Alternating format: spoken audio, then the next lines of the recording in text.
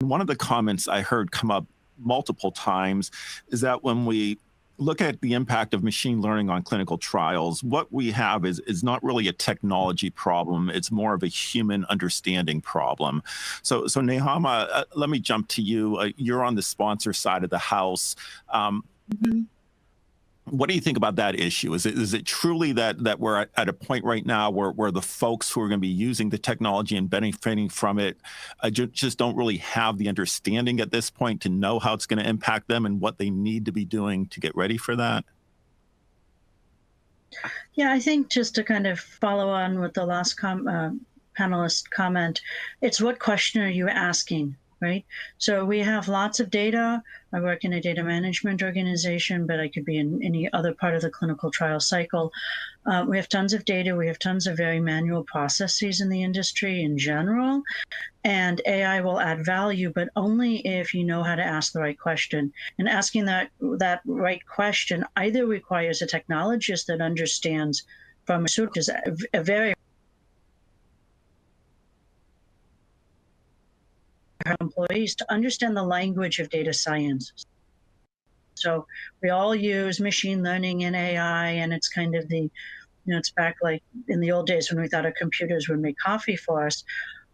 We need to really train the people doing the work to understand which problems can be best solved using the technologies, and what are those problems that need to be solved, and how do you frame them in a way that someone with access to the right tools and the data sets can then solve those problems. The technology is not the limiting factor right now in pharmaceuticals. And Alex, you're on the sponsor side as well. Do you see this as a human understanding problem as well? And how do you see us overcoming that hurdle? So I guess I would like to resonate with Nechama. So I think it's the multiple stakeholders that are involved in the process. That's the most important part, right? So you need to understand who do you cater to with your AI in the context of a clinical trial. And at Insilico, as you know, we are also a drug discovery organization. So we developed the clinical trial prediction capability to be able to at the discovery stage, predict phase 1, phase 2, phase 3 outcomes, and also to understand where the problematic areas are. And what we realized is that the ultimate customer for this technology is not the big pharma companies. They very often do not want to know, or they're not willing to pay a lot for this service. And the major customer is the hedge funds and funding organizations who are betting on medium-size biotechs who have clinical trial outcomes reading out in a very near future.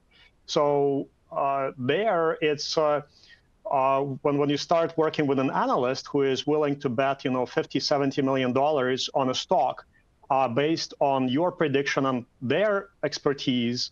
That's where you start to work with this, human-AI interaction, and you realize that sometimes humans have a much better idea of what is happening. Very often, AI is just a side validation tool, right? But also, actually, I wanted to answer your first question. So, which phase of the trials AI is effective in? So, in our context, when we are making predictions for clinical trials outcomes for hedge funds, we see that phase 2 is the most important, is the most interesting phase where we can actually have substantial predictive accuracy with our AI. And we incorporate many different scoring systems, omics-based, text-based, even credibility-based when we're assessing people involved with a study.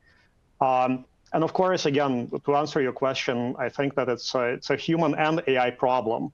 You very often realize that a good human analyst knows clinical trials much better than AI, but AI can uncover some very hidden kind of butterfly effects that they have not thought about.